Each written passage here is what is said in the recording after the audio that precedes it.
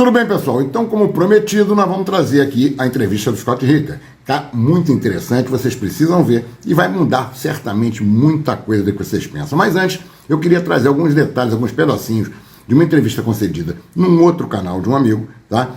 Do general RAUL CUNHA. É um general altamente qualificado de Portugal. Não entra na piada, não, porque ele é uma fera. Ele já serviu na ONU muito tempo, comandando tropas tanto russas como também tropas lá da parte da Ucrânia. Isso antes do conflito, é lógico. E ele vai trazer muita coisa pra gente, mas eu preferi pegar alguns pedaços que ele fala justamente sobre Israel, sobre a Palestina, sobre o Hamas e sobre o que está acontecendo. Antes da entrevista do SCOTT RITTER. Vamos dar uma olhadinha. Israel, não Israel, nós dizemos Israel, mas eu estou convencido que uma grande parte da população de Israel não está de acordo. Mas este governo queria acabar com a faixa de Gaza. Eles queriam limpar a faixa de Gaza. Eles queriam destruir tudo o que estivesse ali e mandar aquela população para o outro lado, de preferência para o Egito. Mas o Egito também não aparou este golpe, digamos assim, porque o Egito disse de caras que não aceitava que eles fossem. Israel ainda tentou, o governo israelita ainda tentou comprar o Egito, oferecendo não sei quantos mil milhões de dólares, convencidos que, como o Egito está com problemas de dinheiro, digamos assim, portanto, o que Israel pretendia era limpar etnicamente, era uma limpeza étnica daquela região. E a seguir ia tratar do assunto na Cisjordânia. Aliás, nós vemos que esta trégua, por exemplo, nos primeiros 4 dias, Israel recebeu os 50 reféns, libertou 150 prisioneiros, mas entretanto prendeu 150 palestinianos na Cisjordânia e em Jerusalém. Portanto, no fundo, a Israel liberta 150, mas prende 150. Para terem uma ideia, desde o início, desde o dia 7 de outubro, o exército israelita na Cisjordânia já matou 270 palestinianos. Além dos 16 mil que já matou na faixa de Gaza, ali só na Cisjordânia matou 270. Já prendeu quase 2 mil palestinianos desde 7 de outubro na região na Cisjordânia. Portanto, o comportamento deste governo israelita é um comportamento ao nível, ou se não pior, que o comportamento dos nazis em relação aos judeus na Alemanha. Porque aquilo que eles fazem o tratamento que é feito pelo exército, pelos colonos, aos palestinianos na região da Cisjordânia é perfeitamente execrável. Uma das cenas que mais me chocou foi ver um homem, um militar do exército israelita a prender um miúdo de 10 anos. Isto, para mim, ultrapassa tudo o que é razoável. São situações inaceitáveis ver um militar, para já haver militares a fazer ações de ordem pública, mas pronto, são sujeitos a isso e tudo bem. Mas prender miúdos de 10 anos, tratá-los como se fossem animais, praticamente, como se fosse um cão que estivesse ali, a agredir inclusivamente. Isto são cenas que eu nunca esperei ver na minha vida. Portanto, esta postura de muitos israelitas, de alguns israelitas, face aos palestinianos, é perfeitamente inaceitável. O exército a dar cobertura a assassinatos, porque vemos colonos israelitas pura e simplesmente a assassinar palestinianos, para lhes roubarem as terras, para lhes roubarem as culturas, as azeitonas que eles acabaram de colher, para lhes roubarem os painéis solares das suas casas, para lhes roubarem os ar-condicionados, etc. Isto é uma coisa perfeitamente inaceitável. Portam-se como os piores dos bandidos. Roubam, assassinam aquela gente. Os miúdos que estão a ser libertados, como é que o miúdo que está preso há 6 anos e vem da prisão com um braço partido? Um miúdo que foi preso com 14 anos, que está agora com 18 anos, sai da cadeia, mas traz o braço partido. Porquê? E depois diz que foi torturado. Custa-me a crer que ele tenha partido a si próprio o braço, não. Quer dizer, são situações perfeitamente inaceitáveis e a comunidade internacional, e bem, fez muita pressão. O facto de, em Gaza, onde reinava o Hamas, de certa maneira, mas aquilo no fundo era um campo de concentração, uma prisão a céu aberto, onde as pessoas viviam sob uma pressão constante, não se podiam deslocar praticamente, estavam ali confinadas, era praticamente mesmo uma prisão a céu aberto. Depois, a maneira como foram surpreendidos, logo de início houve a sensação que o que estava ali depois a acontecer era uma vingança pura e simples. Não, as ações de bombardeamento perfeitamente indiscriminado quando eles têm outras possibilidades, foram ações nitidamente para chacinar o povo palestiniano que vivia na faixa de Gaza. E isso, como calculam, desagradou a militares que prezam a honra, a lealdade, o combate leal e direto, e não os bombardeamentos indiscriminados. Eu acho piada ouvir alguns comentadores que diziam: a Rússia também bombardeia a Ucrânia. Está visto, a Rússia em 2 anos de guerra e com as possibilidades que tem, que são até superiores à do Estado de Israel, não, nem de perto nem de longe, consegue atingir o nível de destruição, ou não atingir o nível de destruição que o exército israelita está a fazer, as forças armadas israelitas estão a fazer. E, portanto, desgostou-me imenso este tipo de atuação, em que praticamente o que se pretendia era chacinar a população, era destruir tudo, e só assim, pelos vistos, é que conseguiriam alguma coisa. Não se tratava do direito de defesa como foi invocado. Aquilo já excedeu em muito, na minha opinião, o direito de defesa, porque não sentíamos que havia objetivos. E depois, se formos ver, no fundo, depois de 50 dias a bombardear, 50 dias a atuar sobre aquele território, por exemplo, o núcleo da cidade de Gaza não foi atingido. Eles ainda não conseguiram controlar a totalidade da zona norte da faixa de Gaza. E, sobretudo, a cidade de Gaza só conseguiram ainda combater nos subúrbios. À volta está praticamente isolado aquele núcleo central da cidade de Gaza, mas não entraram lá. E quando entram, têm sido surpreendidos, têm tido baixas com que não contavam, exatamente. É isso aí, pessoal. Se inscrevam, deixem seu like, vá lá, façam os seus comentários. E agora vamos diretamente à entrevista do Scott Ritter. Um grande abraço. You know, there's that old saying, and I could be getting this wrong, but pride goeth before the fall.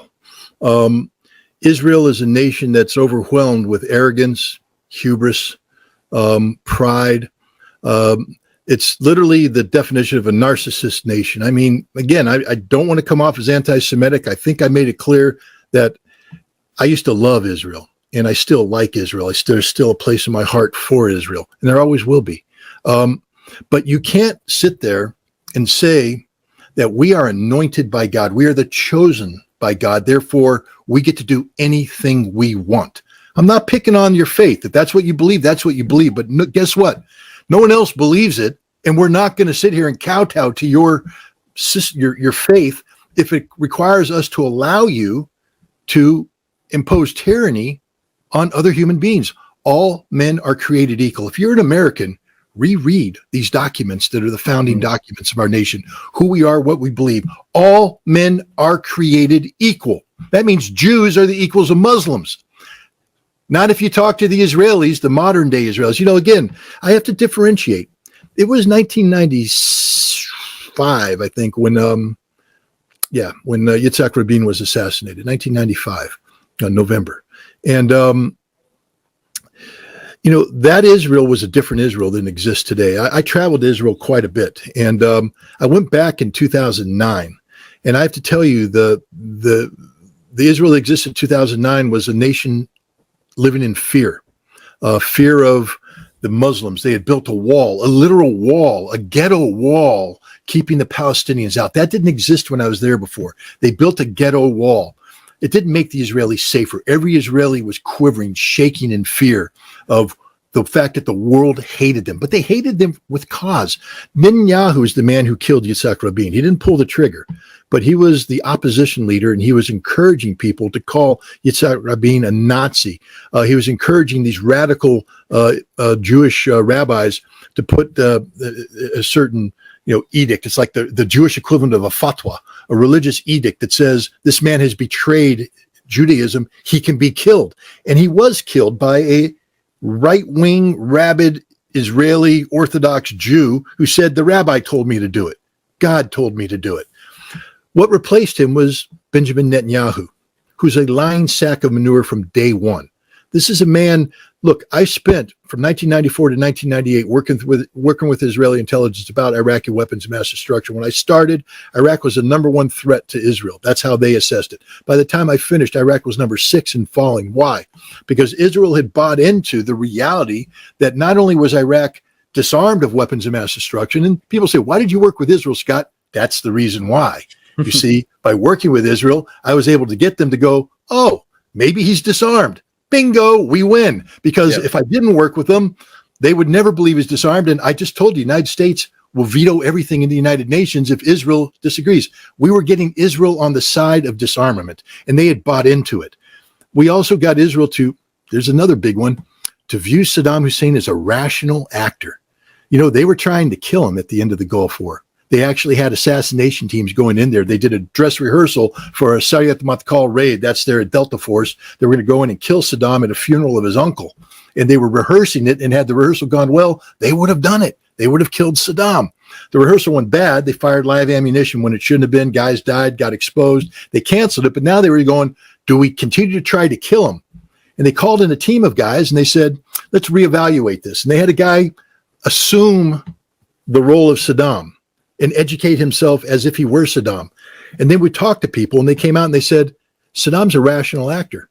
That if we actually disarm Iraq and then are willing to work with Iraq to build a better Middle East, we'll never be friends with Iraq, but he won't be an existential threat. We can move beyond Iraq with Saddam still at the helm. That's official Israeli policy.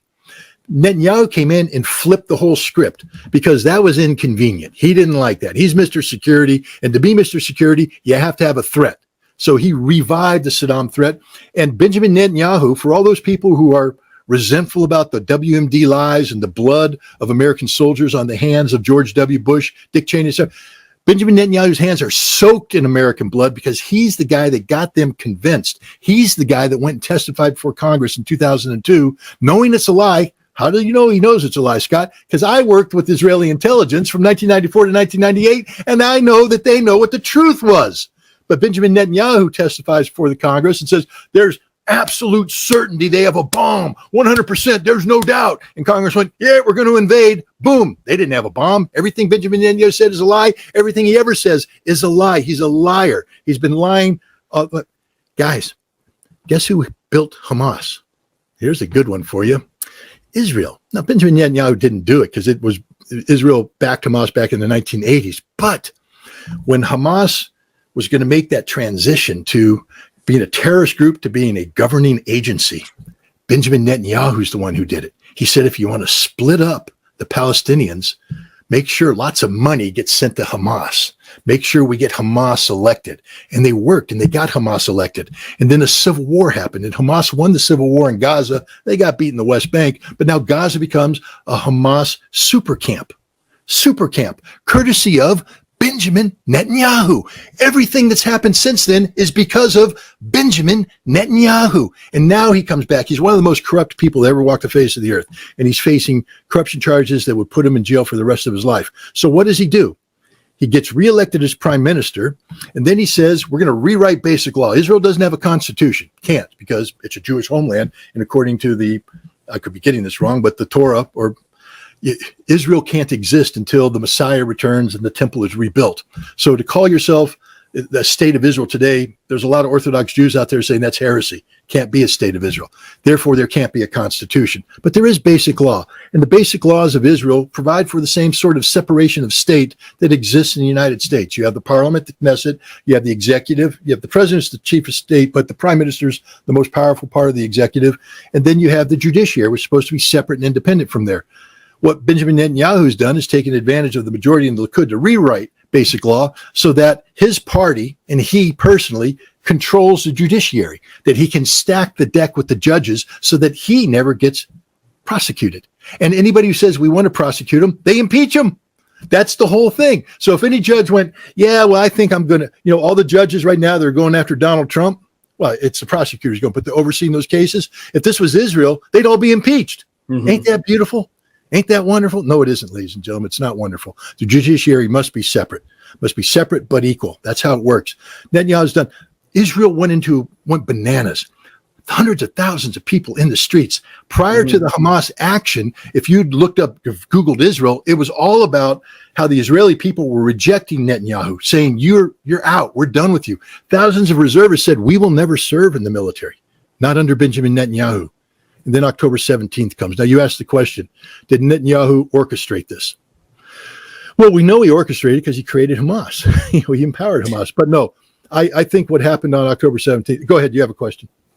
Quick question. Maybe you could address also. You've brought up the Hamas, the Israeli creation of Hamas a few times. And maybe you could also, if I don't know the full history, but I also am aware that Hamas was utilized against the Assad government to fight in some capacity with the moderate rebels, but they've been brought back under the axes of resistance fold with the Iranians over the past several years. Maybe you could touch, because I don't know that history. Yeah, when Assad, when the whole Syrian civil unrest broke out in 2011, 2012, there's Palestinian refugee camps outside of Damascus. And inside those Palestinian refugee camps, there's a strong Hamas and Palestinian Islamic Jihad presence.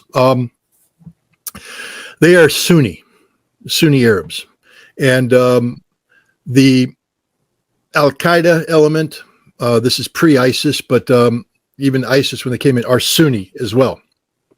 The Islamists that were being empowered by Saudi Arabia, which is a Sunni country, pouring money in, Qatar, a Sunni country. It's sort of a Sunni revolt against an Alawite leader. Bashar al-Assad is an Alawite that's an offshoot of the Shia faith. The Shia don't necessarily recognize it as a genuine religion, but they've sort of, when this whole thing started, all the clerics got together in Iran and went, Alawites, okay, you're okay. Humdy, you guys are all right. So we don't view you as heretics anymore. We can fight with you now. But the bottom line is this was a religious thing. Okay. But the Syrian government didn't collapse. They resisted. And then Hezbollah came in and fought alongside the Syrian government. Then the Iranians came in. Then the Russians came in. And everybody sort of went to Hamas and the Palestinian, the Islamic Jihad, and said, hey, knock it off. You see, you need us to survive, and we choose him over you. So if you want to continue to do your thing, you got to be on team Bashar. And they changed their tune, and there was a coalescing of the minds, so to speak. And so they dropped out of the anti-Assad front, assumed a more neutral stance in Syria, and got back to the business of hating Israel above all else.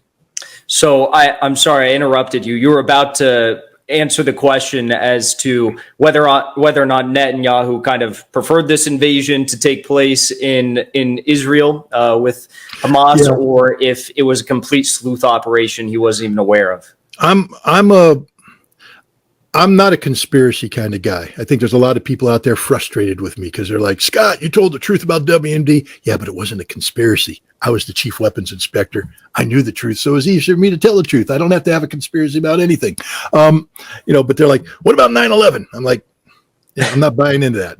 Well, you're horrible. You're a horrible human being. You don't buy into the 9/11. No, I don't. I mean, hate me if you want to, but I don't. I'm not a conspiracy guy. I actually like to look at the facts and see where the facts take me. I'm a big Occam's razor kind of guy. The simplest answer is probably the right answer because I've dealt with governments enough. I've dealt with complex problems. And first of all, conspiracies require a lot of competence. They really do, especially the really detailed conspiracies. People have to be pretty darn good to pull this off. Governments aren't very good. They're full of incompetence. I've seen nothing but incompetence. I've seen lies. I've seen just absolute failure of character. That's what I believe in. Not that I believe in it, but I mean, when I look at this thing, I'm more likely to believe that the government is incompetent and fell asleep at the wheel than I am to believe that in the midst of the greatest political crisis an individual's ever had, where every day he's faced with being thrown out of office, going to jail, that Benjamin Netanyahu is capable of going home, putting on his tinfoil hat, going, all right, now, how do we conspire with Hamas to make this happen? No, Netanyahu is an old man under a lot of political pressure. And what happened is, his eye got off the ball. He's dealing with a fundamentally divided nation. They're getting ready to pull a stunt in the West Bank dealing with settlers that's going to disrupt everything. At the same time, he's trying to salvage himself through the Abrams Accord and the reconciliation of relations with Saudi Arabia. They're looking to Saudi Arabia, the normalization of relations. They see a big future in the Gulf Arab states where they've already opened up several embassies. That's the direction they're going. And they say, okay, what's going to happen on the West Bank could screw this all up, so we need to keep it tampered down. We're going to withdraw troops from Gaza because it's quiet in Gaza. And he turned around to his guys and said, hey, what's going on with Gaza, Hamas? And they went, look, we bribed them. What do you mean we bribed them? We gave them 20,000 work permits.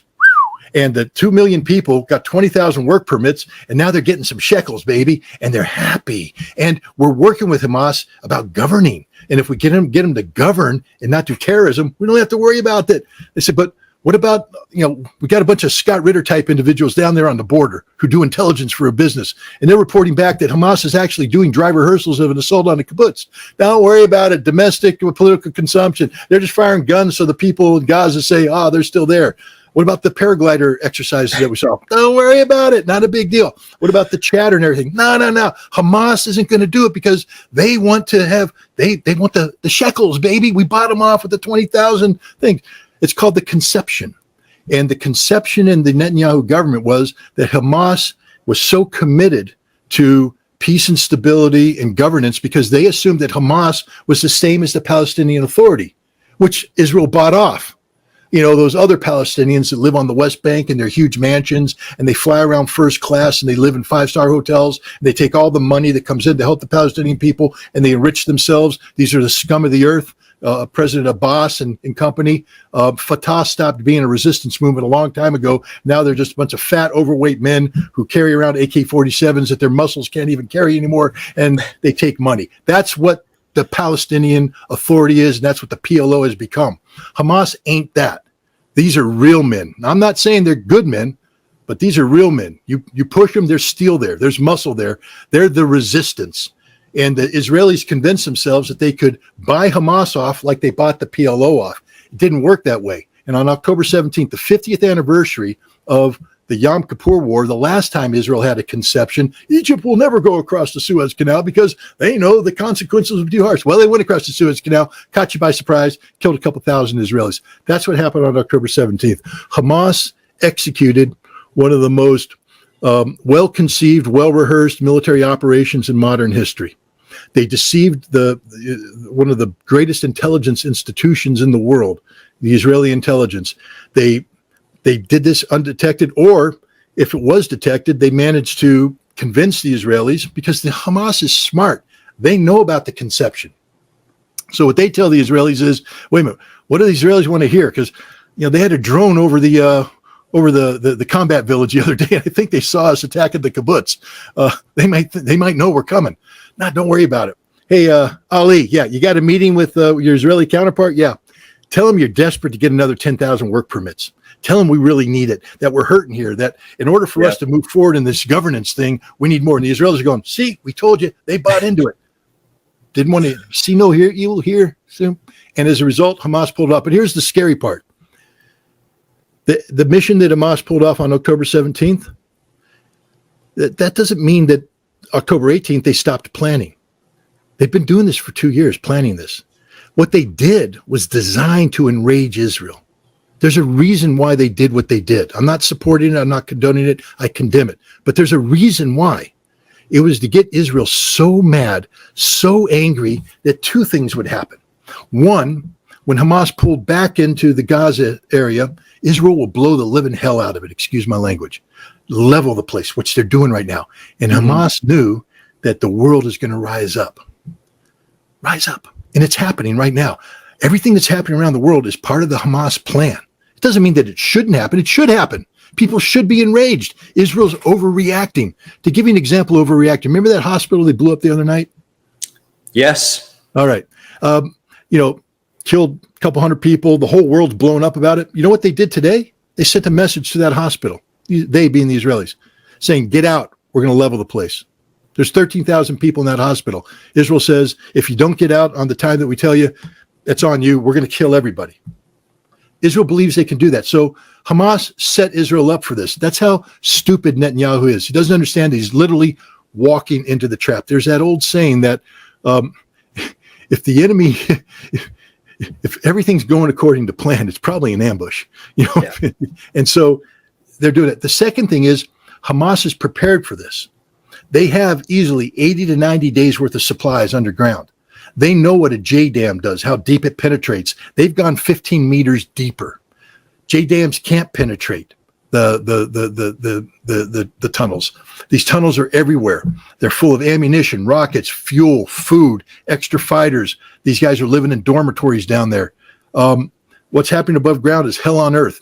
You know who doesn't care about the Palestinian people, just like the Israelis? Hamas. They're willing to sacrifice them as well. They are literally sacrificial lambs designed to get, they're there to be killed by the Israelis, to enrage the world, and to slow down the Israeli assault, to complicate the Israeli assault. The Israelis are going to come into Gaza and they're going to get slaughtered because Hamas is waiting for them. Hamas has planned this battle. This will not go well for Israel. I'm not saying that they can't win, but there's a thing called a Pyrrhic victory. If you can go in, if they go in there and they end up defeating the Hamas military wing, understand that Hamas is an ideology. It's not just people. You're going to kill people, but because you've blown up the Palestinians, you've made the Hamas ideology immortal. It will never go away. There will always be a Hamas resistance. Israel doesn't understand that. They're going in there, but the price they're going to pay, they're going to lose thousands of soldiers dead. Thousands. They're also going to be responsible for the deaths of hundreds of hostages. That'll be on Israel. That'll be on Israel. And no matter what happens, Israel's going to come out of this entire tragic situation weaker. Vocês estão vendo como é que a coisa não é como contam? Tá vendo? Você pode ser de direita, você pode ser de esquerda, você pode ter agnóstico, você pode ser religioso, você pode ser o que você quiser. O que você não pode, ou pelo menos não deve, é ser manipulado, ser burro e ficar na mão desses mau caráter que estão por aí, de ambos os lados, fazendo gracinha e querendo levar você para aqui ou para ali. A verdade sempre se impõe. E foi essa aí que nós trouxemos para você. Daqui a pouco nós vamos trazer, daqui a pouco não, amanhã, nós vamos trazer um vídeo, eu tenho que gravar as cabeças ainda, é muito trabalho, com muita informação do que está acontecendo realmente naquela área. Inclusive sobre a invasão e a quebra do cessar-fogo por Israel, que entrou lá na Jordânia, na Cisjordânia, e invadiu simplesmente uma cidade, prendeu um monte de gente, até criança de 10 anos. Bateu, matou, tacou bomba, fez o diabo. Mas é engraçado, na Cisjordânia. Mas não, o problema deles não era o Gaza. Eles estão mostrando que, em realidade, o que eles querem é uma limpeza étnica do povo palestino. Eles querem tirar essa sub-raça de perto deles. É por aí. Um grande abraço. Até o próximo.